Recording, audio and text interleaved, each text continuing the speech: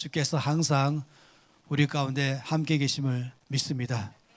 우리 예배를 받으시며 또 예배하는 각 사람을 만나시고 필요한 대로 또 주께서 응답하셔서 이 땅에서 주님의 영광 드러내는 삶을 살게 할 줄 믿습니다. 에베소서 1장 7절 말씀입니다. 오늘 함께 볼 말씀은 바로 에베소서 1장 7절 말씀, 이 한 절의 말씀, 다 함께 이 한 절 소리내서 읽겠습니다.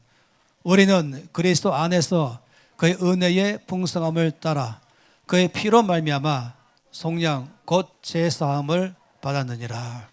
아멘. 제가 알고 있는 한 사람, 개인적으로 만난 적은 없지만 그러나 잘 알고 듣고 있는 사람입니다. 이 사람은 한마디로 말하면 이 세계 헤비급 챔피언이에요. 무적의 강자입니다. 사람들이 이 사람과 싸우려고 왔다가 한 번도 이긴 적이 없습니다. 백전백승 또 백해오승인 것이 보통이 아니죠. 아주 강건한 사람이고 힘이 있는 그런 남자입니다. 근데 어느 날 아침에 잠자고 일어났더니 놀란 일이 일어났어요. 그 모든 몸에 힘이 다 빠져버린 것이에요. 충격이죠. 이전 같던 그런 힘을 발휘할 줄 알고 일어나는 순간에 자기 몸 하나 제대로 못 갖추는 그런 사람으로 돼버리고 말았습니다. 그러니 얼마나 어려운 것입니까? 그리고 더 어려운 것은 점점 눈이 멀어져 가더니 시력이 안 보이더니 나중에는 아예 시력까지 잃어버렸습니다. 사람들로부터 옛날에는 그렇게 박수갈채를 받던 사람이 사람들로부터 조롱거리가 되고 말았어요. 비웃음거리가 되고 말았던 것이죠. 그는 결국 먹고 살기 위해서 어찌 본다면 그냥 자기가 이 사람들 앞에서 손재주로 겨우겨우 먹고 사는 그런 사람으로 살게 되었습니다. 아주 비참한 삶을 살게 되는 그런 한 사람이죠. 이 사람은 왜 그런 일이 갑자기 어느 날 발생했을까? 왜 눈 뜨고 났더니 온몸에 이전에 그 힘이 다 빠졌을까? 왜 갈수록 눈이 침침하더니 나중에 아예 안 보이고 말았을까? 왜 이전에 영광스러운 삶에 힘이 난 삶에서 비참한 삶으로 바뀌었을까? 그 원인은 놀랍게도 또 그렇지만은 아주 간단하지만은 한 가지 중요한 사실을 발견했습니다. 그것은 바로 죄 때문에 그런 일이 발생한 것입니다. 이 사람이 몸 안에 이 사람의 죄를 짓는 순간 죄가 이 사람을 잡아버렸죠. 그 순간부터 힘을 잃어버린 것이에요. 그 순간부터 시력을 상실해버린 것이에요. 그때부터 이전의 영광, 명예, 그리고 사람들로부터의 칭찬 다 사라지고 멸시와 천대, 무시와 조롱거리를 받는 사람으로 돼버리고 말았습니다. 이런 남자에 대한 얘기를 들어본 적 있습니까? 우리가 다 잘 아는 아주 이런 남자의 대표적인 케이스가 바로 삼손입니다. 삼손은 그에게 어마어마한 힘을 하나님이 선물로 줬죠. 그 힘으로 그는 그의 백성을 구원하려고 주신 것입니다. 그는 그 힘을 잘 사용하면서 그의 백성을 이 블레셋 사람의 손에서 건지는 데 쓰임받았습니다. 어느 날 그는 이 들릴라라는 여자를 알게 되면서 원수들이 여자를 통해서 이 삼손의 힘의 근원이 어디 있는가를 이제 알아내려고 애를 썼죠. 삼손은 처음에는 이것을 숨겼지만은 이 여자의 집요한 끈질긴 이런 집요성 때문에 결과적으로는 자기의 힘의 근원이 머리카락이 있다는 사실을 알려줬습니다. 그리고 여자는 이 남자가 잠자는 사이에 그 머리카락을 잘랐어요. 그때부터 그는 힘을 잃어버려 말았죠. 삼손의 힘의 근원은 사실은 머리카락이 있는 것이 아닙니다. 머리카락은 상징일 뿐이지 그 힘의 근원은 하나님이십니다. 자기의 삶을 하나님께 드렸을 때에 하나님의 그를 통해서 일하기 위해서 능력을 부어주었습니다.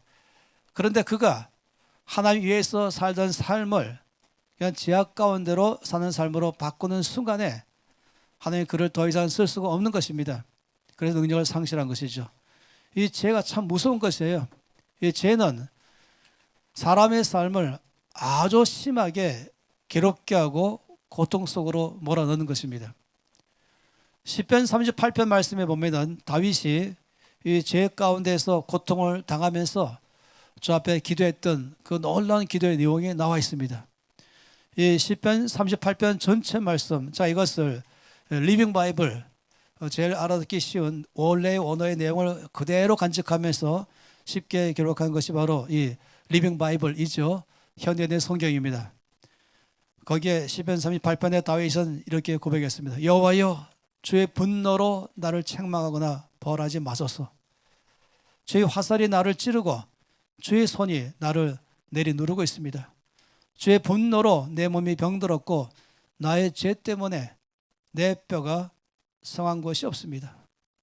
이 죄가 이 사람의 몸 전체를 병들게 만들었다 하는 것이, 내 죄가 내 머리까지 넘쳐 무거운 짐같이 되었으므로 내가 감당할 수 없습니다. 나의 어리석음 때문에 내 상처가 골마 악취가 납니다. 내 허리가 굽어 구부러졌으므로 내가 하루 종일 슬픔으로 다닙니다. 내 등은 열로 후근거리고 내 몸에는 성한 곳이 없습니다. 내가 피곤하고 지쳤으며 심적인 고통으로 괴로워하고 신음합니다. 여호와여, 주는 나의 소원을 아십니다. 주께서는 나의 탄식을 들으셨습니다. 내 심장이 뛰고 내 기력이 쇠하며 내 눈빛도 흐려졌습니다. 시력을 잃어가는 것이죠. 나의 사랑하는 자들과 친구들이 내 상처 때문에 나의 가까이 하기를 꺼려하고 내 가족까지도 나를 멀리합니다. 나를 죽이려는 자가 덫을 놓고 나를 해치려는 자가 나를 파멸시키려고 위협하며 하루 종일 못된 음모를 꾸미고 있습니다. 내가 개머거리처럼 되어 듣지 못하며 벙어리같이 되어 입을 열 수 없습니다. 난 듣지 못해서 대답할 수 없는 사람처럼 되었습니다. 여호와여, 내가 주를 신뢰합니다. 내 주 하나님이여, 나에게 응답하소서. 내 원수들이 나를 보고 기뻐하지 못하게 하시며 내가 넘어질 때 그들이 의양양하여 뻐기지 못하게 하소서. 내가 넘어지게 되었고 내 근심이 떠날 날이 없습니다. 내가 내 죄를 고백하고 내가 행한 일을 슬퍼합니다. 내 원수들의 세력이 막강하고 이유 없이 나를 미워하는 자가 많습니다. 손을 악으로 갚는 자들이 내가 선을 추구한다는 이유로 나를 비방하고 있습니다. 여호와여, 나를 버리지 마소서. 나의 하나님이여, 나를 멀리하지 마소서. 나의 구원이 되시는 여호와여, 속히 와서 나를 도우소서. 그는 다윗의 주 앞에 간절한 고백에 기도했습니다. 다윗이 말하기를, 죄가 들어왔을 때에 내 몸에 병이 들고 내 마음의 평화가, 내 안에 확신과 기쁨이 사라지고 인간관계도 깨어지고 그리고는 눈까지 흐려지고 하나님 앞에서까지도 관계가 멀어졌다, 이렇게 말하고 있는 것입니다. 우리를 괴롭게 하는 것이 때로는 사람도 있고 또 어떤 환경도 있겠지만은, 그러나 가장 우리를 괴롭게 하는 것은 무엇보다도 죄인 것입니다. 이것은 그 어떤 것보다도 우리를 괴롭게 만들어 거는 것이요. 그 죄가 들어오면 나의 마음과 정신에 파괴를 가지고 시작합니다. 죄가 들어오면은 몸의 건강도 빼앗깁니다. 제가 아는 게 있어요. 이 사람이 주변의 공기가 깨끗한 것이 물론 도움될 수 있겠죠. 내 공기가 탁하다는 것 가지고 무조건 변한다라고 말할 수 없어요. 물론 좋은 물일수록 좋겠지만은 물이 좋지 않다는 이유로 꼭 변하는 건 아닌 것입니다. 우리는 아무리 좋은 환경과 좋은 물과 그리고 좋은 음식을 먹어도 사실은 많은 경우에 사방에 이 병을 줄 만한 바이러스가 움직이고 있는 것이에요. 더 놀라운 사실은 하나님께서 우리 몸 안에 강력한 하나님의 군대를 파견했습니다. 나의 것 되겠어요. 나의 아군이 되었죠. 내 몸 안에 있으면서 외부로부터 이 바이러스가 침투할 때에 강하게 막았습니다. 아주 박살내면서 내 몸 안에 절대로 들어오지 못하게 막아버린 것입니다. 그런데 이 죄가 들어오면은 참 놀랍게도 내 안에 있던 이 하나님의 군대가 힘을 다 잃어버린 것이에요. 맥을 못 추는 것입니다. 그때부터는 이제 병균이 들어올 때에 이걸 막았을 길이 없는 것이죠. 이것이 나의 삶에 영향을 주는 것입니다. 내 몸에 병들게 만들어버리고 내 정신까지 타치하면서 사람의 지혜도 사라지고 사람의 이 건강한 판단력도 사라지고 이 감정까지 타치해서 내 안에 기쁨을 뺏어가고 또 마음의 평강과 또 담대한 마음도 사라지게 합니다. 관계도 깨트려 버립니다. 사람 관계를 아주 힘있고 자연스럽고 담대하게 하지 못하고 이 사람이 어려워져요. 그래서 이제 보면 알죠. 눈을 보면 어떤 사람은 흔히 한국말로 파리약을 먹은 사람처럼 돼 있다. 뭐 이런 식으로 어제 너무 이 마약에 취한 사람처럼 돼 있다 하듯이 힘이 다 빠져 있고 온 전체가 힘이 없는 사람이 있어요. 근데 어떤 사람 보면 아주 밝고 빛나고 빛이 그 안에서부터 나오는 것 같고 향기가 풍기는 것 같으면서 그 사람만 가면 그 전체가 신선한 공기로 바뀌고 그 전체 가운데 행복 바이러스를 퍼뜨려 버리고 기쁨이 전체 안으로 오염되게 만들고 그리고 그 주변의 삶을 바꿔버리는 사람이 있는 것입니다. 이 어마어마한 한 사람의 생애의 이 큰 차이점은 놀랍게도 죄 가운데 있는 사람과 죄를 이긴 사람과의 큰 차이라고 말할 수 있겠습니다. 이 삼손이 갖고 있는 이 어마어마한 능력, 하나님께 쓰임받는 삶은 죄 하나 때문에 그의 모든 능력을 상실해버리고 말았어요. 파괴된 삶을 사는 것이죠. 이 롤로 메이, 유명한 미국의 이 심리학자이며 상담가입니다. 이 사람이 책에 쓴 것 가운데 말하기를 현대인에게 가장 위협을 주고 있는 것은 어떤 암세포나 또 여러 가지의 병균 바이러스가 아니라고 말한 것이에요. 가장 사람을 해롭게 하는 것은 정죄감이다. 이 죄책감과 죄의식이다 라고 말한 것입니다. 놀라운 사실이죠. 이것은 사실은 굉장한 것을 일으키는 것이에요. 우리가 기억해야 될 것은 뭐냐면 이 죄는 암세포와 같다. 아니 암세포보다 더 파괴력이 세다. 이걸 알 필요가 있는 것이에요. 이걸 알지 못하면은 이 사람들이 죄를 아주 우습게 여기는 것입니다. 죄 짓는 것을 쉽게 여기고 대신에 생수 마시고 대신에 각종 좋은 영양소를 먹을지 모르지만은 아니요. 그렇게 해도 죄를 허용하는 순간 한마디로 말해서 다 숲으로 돌아갑니다. 무엇보다 중요한 것은 이 죄가 내 안에 들어오지 못하게 막아서야 되는 것이에요. 아담과 하와의 삶에 그 행복했던 이 부부의 삶의 관계를 깨뜨려 버리고 그렇게 친밀한 아내 관계를 깨뜨려 버린 것도 바로 죄 때문에 일어난 것입니다. 그러니 이 일들은 무엇보다도 우리 가운데 아주 위험하죠. 우리 안에 이 양심이라는 것이 있어요. 하나님 주신 선물이죠.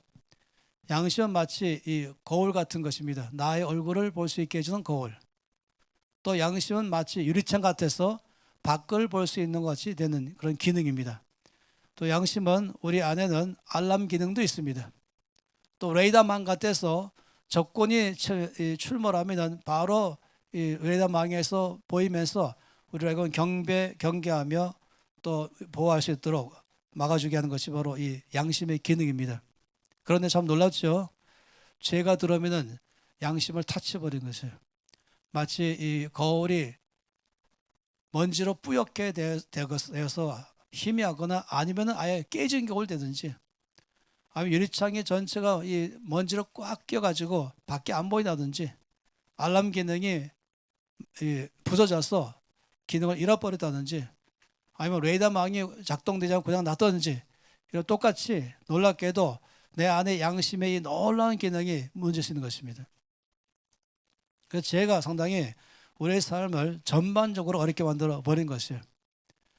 그러니 모든 사람들 안에는 예수 믿는 사람이나 믿지 않는 사람이나 참 놀랍게도 이 죄 문제를 해결하려고 항상 애써 왔습니다.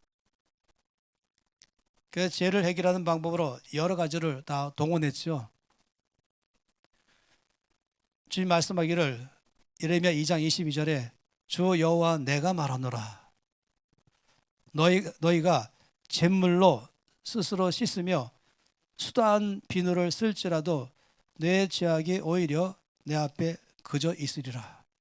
쉽게 말하면 가장 좋은 최고의 좋은 세제를 쓴다 할지라도 그것으로 너의 죄는 씻겨내지 못한다. 이렇게 말한 것이에요.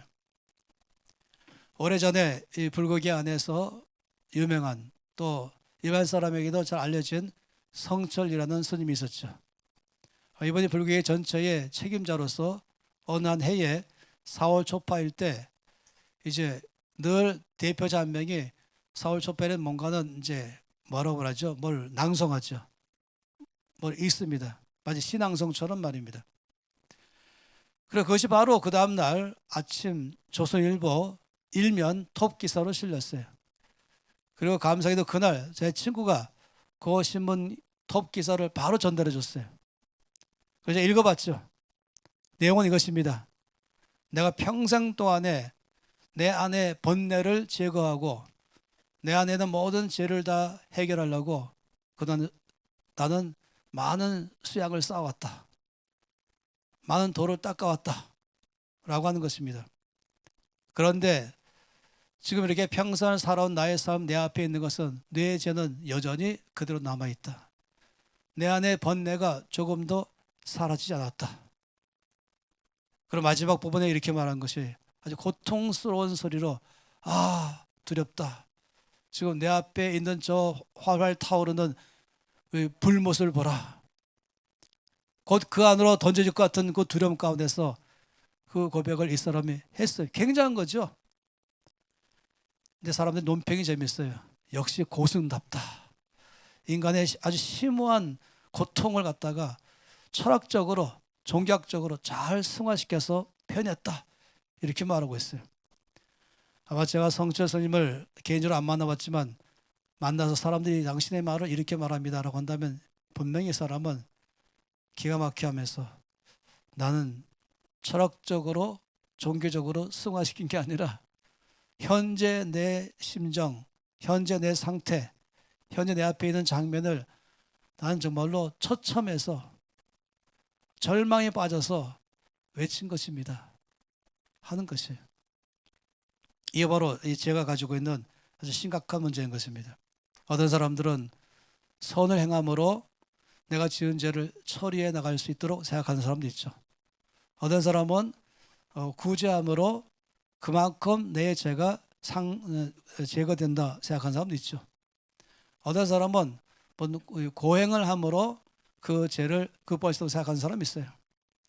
또 어떤 사람은 깊은 산 중에 폭포수 밑에서 큰 폭포물을 맞으면서 내 안에 번뇌를 다 씻겨낼 거로 생각하는 사람이 있어요.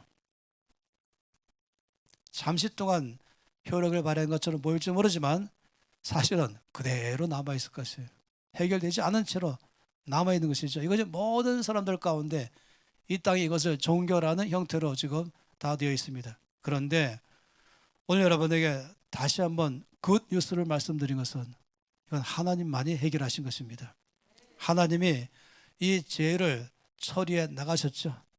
아담과 하와가 죄가 들어옴으로 말미암아 자기 안에 두려움이 들어오고 정죄감이 들어오고 그리고 두 사람의 관계가 깨어지면서 이제는 벌거벗은 것을 부끄러워하지 않던 삶이 부끄러워하고 다시 말하면 남의 허물과 실수를 이제는 다 덮을 만한 큰 사랑의 힘이 있었는데 용납하고 이해하고 있는 그대로 봐줄 만한 큰 넓은 사랑이 있었는데 죄가 그 사랑을 깨트려 버린 것이에요. 용납하지 못하죠. 남의 단점과 실수와 허물과 죄를 보면서 이제 그걸 들춰내고 그것 때문에 지적하고 그래가지고 판단하고 정죄하기 시작하는 것입니다. 자연의 관계는 깨지는 것이에요. 그런 눈으로 나를 보니까 그렇게 안 보이려고 나를 옷을 입었지만 그래도 근본적으로 내 삶에 시간 지나면 다 드러나기 시작하잖아요. 그리고 친해도 하는 관계 다 깨졌죠. 정말로 이 죄 때문에 모든 면에서 불행이 닥쳐온 것입니다. 하나님께서 오셨어요. 아담과 하와를 보셨죠. 죄에 인해서 망가진 인생을 보신 것이에요. 하나님은 이들을 책망하거나 따지거나 이들에 대해서 심판하지 않으시고 하신 것은 하나님께서 짐승을 잡으셨어요. 최초로 피를 흘리신 분은 하나님이시죠. 가죽을 벗겼어요. 그리고 가죽 옷을 만들었죠. 그리고 이들에게 가죽 옷을 입혔습니다. 이걸 뭘 말합니까? 너희 모든 부끄러움, 너희 모든 수치, 너희 모든 실수, 너희 모든 죄 내가 다 가려주겠다. 이걸 전부 해결해 주겠다. 이거를 미리 보여준 것입니다. 온 구약 전체는 다 똑같은 것입니다. 사람이 죄를 지었을 때마다 하나님은 해결 방법으로 양을 가지고 내게로 나오라고 말씀했습니다. 그럼 죄를 지은 사람이 죄에 대한 대가가 자기 안에서 치러져야 되는데 하나님께서는 이 사람에게 양을 가지고 오라고 말씀했어요. 그 양을 가지고 성전으로 가면은 제사장이 기다리고 있다가 이 사람의 손에서 양을 건너받습니다. 받자마자 양의 머리 안수하죠. 그리고 이 사람은 거기 있으라고 말하고 양을 끌고 성전 뚫러 가는 거예요. 거기 제단이 있지 않습니까? 이 정도 큰 제단에 그 양을 올려놓고 칼로 무참하게 죽여버린 것이에요. 그리고 그릇에다가 피를 담죠. 그 피를 가지고 성소로 들어가는 것입니다. 그리고 하나님께서 그 양의 피를 보시고 그 사람의 죄를 다 용서하시고 깨끗하게 해주겠다고 약속하셨습니다. 이것이 온 구약 전체의 내용입니다. 이건 뭘 말하는 것입니까? 하나님께서 우리의 모든 죄를 해결하시는 해결 방안을 마련하신 것입니다. 세례 요한이 예수님을 보자마자 모든 사람에게 소개한 소개서를 아시죠? 보라, 세상 죄를 지어가는 하나님의 어린 양이로다. 요한복음 1장 29절에 말씀했죠. 보십시오. 세상 죄를 지어가는 하나님의 어린 양이십니다. 온 구약의 하나님의 약속을 예수님을 이 땅에 보내셔서 그 약속을 이루셨습니다. 그 약속은 바로 나를 끝없이 괴롭게 하는 내 모든 영역을 다 파괴시켜버리는 이 죄 문제를 해결하신 하나님의 정답을 말씀하신 것이에요. 빌립이, 그러니까 초대교회 7집사 중에 한 명인 빌립이잖아요. 스데반도 중에 한 사람이고, 빌립이 사마리아 지방에서 복음 전파할 때 큰 부흥이 일어났습니다. 근데 오늘 기도하니까 주께서 너는 오늘 당장 일어나서 저 광야로 나가라, 사막으로 가라 라고 말한 것이죠. 조금 걸어가면 이제 이스라엘 팔레스타인 지나가면 아라비아 사막이 나오고 그러잖아요. 가면은 거기서 내가 사람을 만나게 될 것이다 라고 말씀했어요. 빌립이 갔죠. 갔더니 마침 하나님께 제사하고 본거로 돌아가고 있는 이디오피아의 내시, 그러니까 이디오피아 전체의 재무장관, 그러니까 왕 다음으로 권력자인 것이에요. 이 사람이 하나님을 경외하는 사람이었습니다. 이 사람이 성전에 와서 예배드리고 다시 가는 길에 마차를 타고 가셨어요. 타고 가면서 그 애가 마침 이사야서를 읽고 있었습니다. 근데 이사야서를 딱 펴놨는데 놀라운 이 말씀을 읽으면서 이해가 안 됐어요. 이 말씀이었습니다. 그는 실로 우리의 질고를 지고 우리의 슬픔을 당하였다. 그가 찔림은 우리의 허물 때문이요 그가 상함은 우리의 죄악 때문이라. 그가 징계를 받음으로 우리는 평화를 누리고 그가 채찍에 맞음으로 우리는 나음을 입었도다. 우리는 다 양 같아서 그릇 행하여 각기 제 길로 갔거늘 여호와께서는 우리 모두의 죄악을 그에게 담당시키셨도다. 마침 이거를 읽으면서 도대체 이 누구냐? 하나님이 우리 모든 죄를 다 담당시켜버린, 내 대신 채찍이 맞고 내 대신 고통을 당하고 내 대신 찔림 당하고 상함을 당하는 도대체 이 누구를 말하는 것이냐 해졌어요. 빌립에 오자마자 그 높은 고위관직이잖아요. 그렇지만 담대히 가까이 와서는 지금 일권료 말씀 이해가 됩니까? 라고 물었어요. 정확한 때 하나님 보내신 거죠. 아니요, 그렇지 않아도 내가 이 말씀을 읽으면서 이 어마어마한 사람 도대체 누군가 의문점을 갖고 있습니다. 빌립이 바로 그 사람 옆에 앉아서 같이 마차로 가면서 하나님께서 구약 전체를 통해서 우리의 죄 문제를 해결하실 하나님의 어린 양, 그의 아들 우리 주 예수 그리스도를 쭉 소개를 다 했습니다. 이 사람이 말씀을 다 듣고 나서 즉시로 예수 그리스도를 영접했습니다. 그럼 아침 그 가는 길 옆에 조그만 웅덩이가 있었어요. 그러니까 내가 바로 여기서 세례받겠다. 그래서 바로 세례받은 유명한 사건이 있습니다. 이 사람보다 1000년 전에 이제 이디오피아의 여왕이 와서 솔로몬을 통해서 하나님 만난 경험이 있죠. 이제 1000년 후에 또 이 사람이 돌아가서 나라 전체에 복음 전파에 큰 영향을 줬습니다. 그래서 아프리카 전체에서 이디오피아는 최초로 기독교 국가가 된 나라입니다. 잘 사는 나라였고 강한 나라였어요. 그런데 안타깝게도 공산주의가 그 땅 안으로 들어오면서 이 왕을 갖다가 감옥에 집어넣고 나라 전체를 장악해버린 순간부터 나라가 곤두박질쳤습니다. 이것이 가장 슬픈 그 나라의 역사이죠. 어쨌든 우리가 지금 보는 것은 이것입니다. 하나님께서 이 어마어마하게 나를 괴롭게 만드는 이 죄 문제를 해결하는 방법으로 예수님 이 땅에 보내신 것입니다.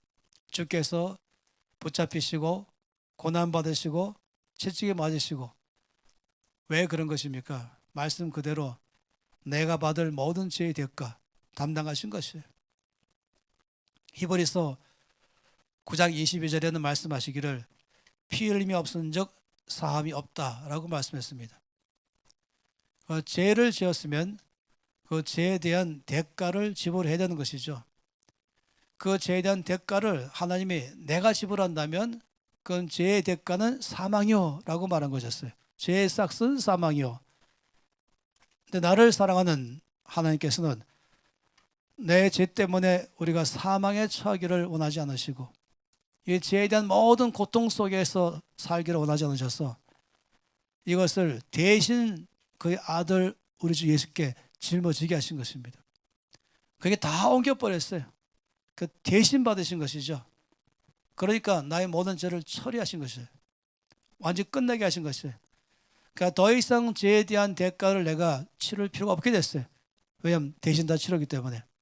내가 죄 때문에 당하는 정신적 고통, 죄로 당해서 육적인 질병에서 오는 고통, 관계에 의해서 겪은 모든 고통들, 하나님 관계가 깨지는 것들, 나의 지혜가 사라진 것들, 이 암세포보다 더 무서운 파괴력까지는 죄가 내 삶에 모든 것을 파고들었지만은 놀랍지요. 주께서 맞고 주께서 당하시고 주께서 십자가를 지시고 주께서 달리시고 그리고 피를 흘리심으로 단번에 이 모든 것들을 다 해결하신 것입니다. 할렐루야. 온 세상에 수많은 종교가 있지만은 이 문제를 해결하는 길은 오직 하나님께서 예수 그리스도를 통해서만 이뤄놓으신 것입니다. 사도행전 4장 12절에 천하 인간의 구원받을 만한 이름을 예수 그리스도 외에는 준 적이 없다라고 말씀했어요. 내가 곧 길이요 진리요 생명이다 라고 말씀하셨습니다. 하나님께서는 우리를 근본적으로 해결하도록 예수님을 보내셔서 모든 걸 다 끝내셨죠. 그래서 주께서 이렇게 말씀하십니다. 이사야서 1장 18절 말씀에 여호와께서 말씀하시되 오라 우리가 서로 변론하자. 너희 죄가 주홍 같을지라도 눈같이 희어질 것이요 지동같이 붉을지라도 양털같이 되리라. 처리됐다는 것입니다. 이건 법정 용어인 것이에요. 법정에서 검사가 여러분의 죄를 다 낱낱이 들춰내면서 사형입니다 라고 말할 때 하나님 말씀하기를 아니 무죄야. 아니 안 되죠 그럴 때 아니 무죄야. 이유를 말씀하기를 대신 다 처리했어. 이미 대신 지불했어. 그거 할 말이 없는 것입니다. 그러니 너희 죄가 주홍 같을지라도 예수의 십자가와 흘린 피로 말미암아 눈같이 희어질 것이요 너희 죄가 지동같이 붉을지라도 예수 십자가와 흘린 피로 양털같이 희게 되리라. 미가서 7장 18절 19절에 주와 같은 신이 어디 있습니까? 주께서는 죄악을 용서하시며 그 사람의 허물을 넘기시며 노를 항상 품지 아니하십니다. 우리를 긍휼히 여기셔서 우리의 죄악을 발로 밟으시고 우리의 모든 죄를 깊은 바다에 던졌습니다. 가장 높은 산은 히말라야에 있는 8,848m 에베레스트 산이죠. 가장 깊은 바다는 필리핀 옆에 메르나 해군은 그건 14,000m 되는 것이에요.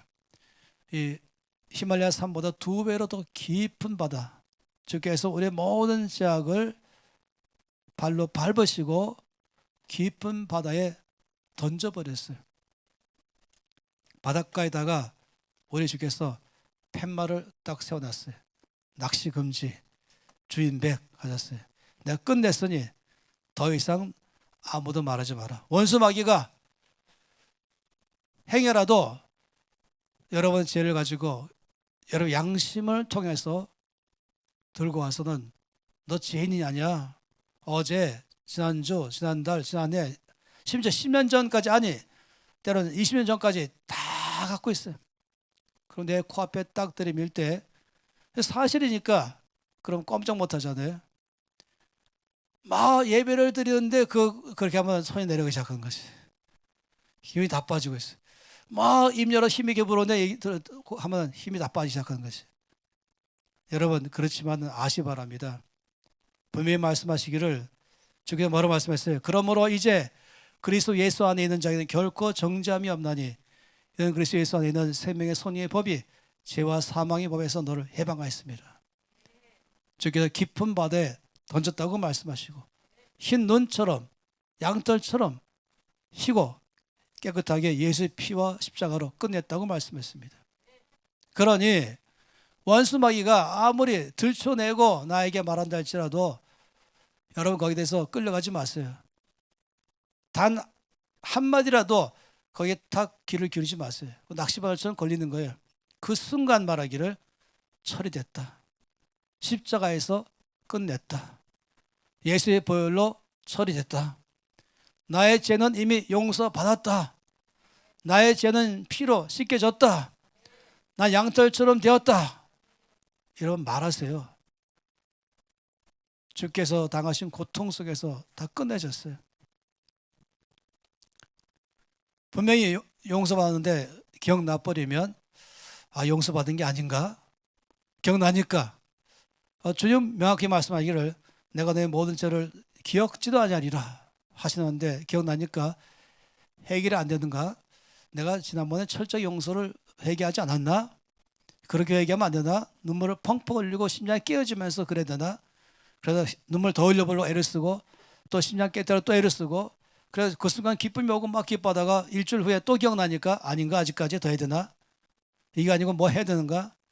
여러분, 그게 바로 원수 마귀가 여러분에게 믿음 없이 들어가는 것이에요. 믿음은 하나님께서 십자가의 피와 흘리신 피로 나의 모든 죄를 다 사하시고 대신 다 담당해서 이미 끝냈다 하는 말씀을 믿는 것입니다. 믿을 때에 그 피의 능력이 여러분의 것으로 그때부터 작동되기 시작하는 것입니다. 그러니까 믿음밖에 없는 것이죠. 그러니 그런 기억 통해서 양심 통해서 정죄할 때에 단 1초도 그 말에 귀를 기울이지 마시고 한마디로 말하기를 나는 이미 다 처리되었다. 십자가로 끝냈다. 제산 받았다. 난 자유하다. 라고 말했어요. 때로 나 양심이 또 나에게 고발하죠. 그럴 때 거기 또 양심이 따라가지 마세요. 하나님 앞에 나갈 때에 여러분 하나님께서는 또 나의 죄를 막 들춰내지 오해하지 마세요. 주님은 십자가를 보시고 나를 보십니다. 예수의 피로 나를 보신 것입니다. 마치 아담과 하와에게 가죽 옷을 입히신 것처럼 예수의 피로 나를 옷처럼 입혀버린 것이에요. 나를 보실 때는 이미 죄 사함 받은 나를 보신 것입니다. 과거의 내가 아니라 이미 예수의 피로 깨끗해진 나를 보시는 것입니다. 따라서 양심에 대해도 말하기를 예수의 피로 나는 깨끗해졌습니다. 난 자유해졌습니다. 난 새로워졌습니다. 고백하는 게 필요한 것입니다. 그럴 때 여러분의 삶은 그 믿음 가운데에 십자가의 피의 능력 역사하시면서 여러분을 다시금 평강을 주시고 마음속에 담대함을 주시고 눈이 다시금 밝아지면서 계시가 있기 시작하고 여러분의 찬양이 하늘에 상당되기 시작하고 여러분의 기도가 힘이 있어서 하늘 보호자로 움직일 줄 믿습니다. 여러분 더 이상 그것 때문에 올 때마다 다시금 또 내 양심에서 말하는 소리 마귀가 말하는 정죄감 속에 또 빠지지 마시고 그때는 하나님께서 나를 위해서 이루신 십자가의 피를 선포하시면서 그래서 나는 이미 자유해졌습니다. 나는 이미 깨끗해졌습니다. 난 새로워졌습니다. 그 순간에 주님의 자유가, 주님의 생명이, 주의 빛이 여러분 안에서 능력으로 역사할 것입니다. 저희 말씀 가운데서 분명히 말씀했지 않습니까? 이 요한일서 1장 9절 말씀에 명확하게 말씀드린, 너희가 만일 너희 죄를 자백하면 신실하지 않겠어 너희 모든 죄를 용서하시고 또 너희를 죄로부터 깨끗하게 하시겠다 라고 분명히 말씀했습니다. 그 나의 죄를 자백하는 순간에 주께서 그 죄를 자백하는 순간에 놀랍죠. 그 순간에 바로 예수님의 십자가 능력이 내 안에 작동되는 것입니다. 예수의 보혈의 능력이 그 순간 내 안에 역사하기 시작하는 것입니다.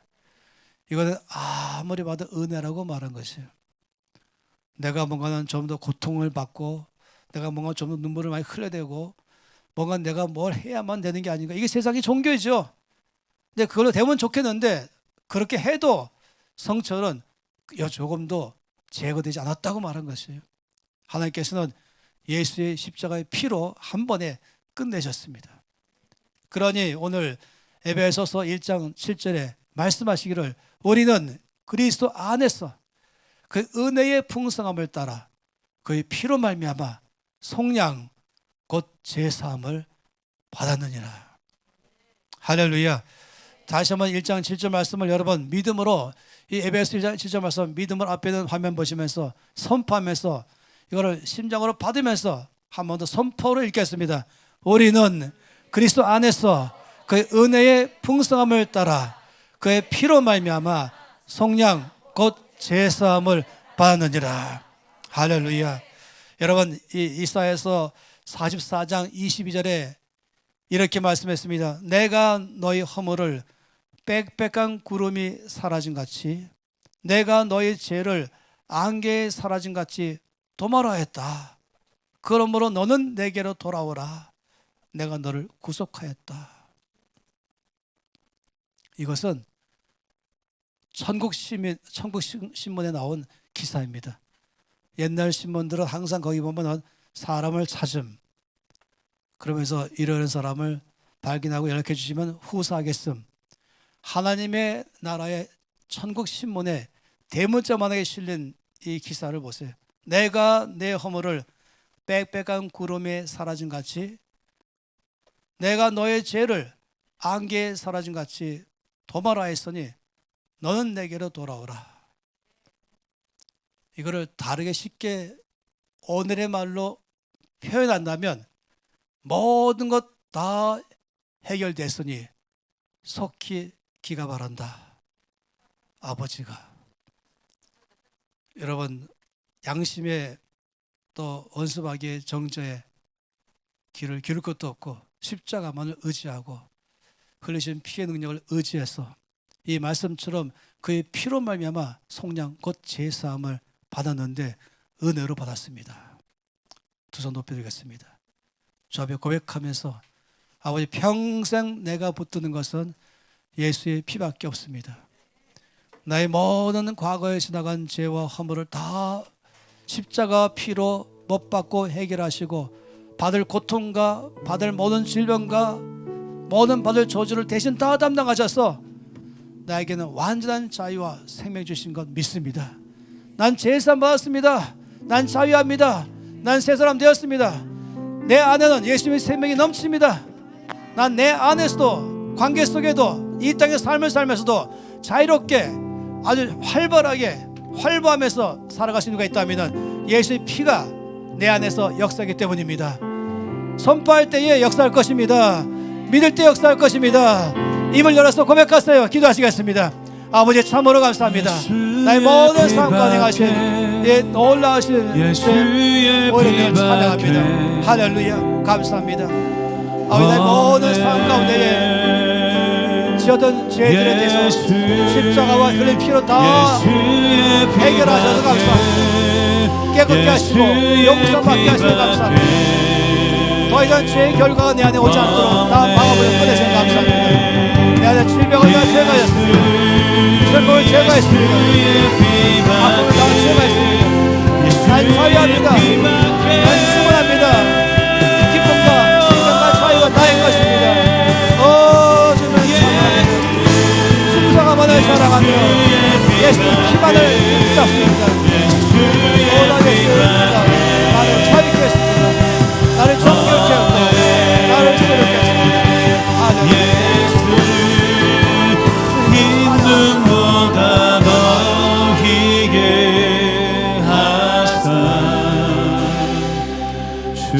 섬기게 하시네. 십자가의 능력으로 나는 제사함 받았습니다. 예수 십자가의 능력으로 나는 깨끗해졌습니다. 예수 십자가의 능력으로 나는 새로워졌습니다. 예수 십자가의 능력으로 나는 자유합니다. 그리고 제 마음속에 떠오르는 그림은 죄에 인해서 시달리고 질병이 들어오고 마음에 근심과 두려움이 들어오고 관계가 깨어지고 삶의 모든 능력을 상실한 사람들, 예수의 십자가와 보혈을 믿고 선포하는 그 순간에 한 번에 주께서 다 해결하셨습니다. 생명이 들어왔습니다. 자유가 들어왔습니다. 기쁨과 평강이 들어왔습니다. 여러분 승리한 삶을 살 것입니다. 빛처럼 살게 하고 생명처럼 살게 하는 것은 바로 여러분이 아니라 십자가의 능력, 보혈의 능력이 여러분과 같은 삶으로 살게 할 것입니다. 아버지 감사합니다. 예수의 보혈의 능력을 찬양합니다. 예수의 보혈로 우리를 성령을 받게 하셔서 자유함을 주시고 깨끗함을 주시고 활발하게 하시고 힘있게 살게 하셔서 이 땅에서 빛처럼 영향력을 주는 삶으로 살게 하신 찬양합니다. 보혈을 의지합니다. 예수의 보혈을 찬양합니다. 주 예수 이름으로 기도합니다. 아멘.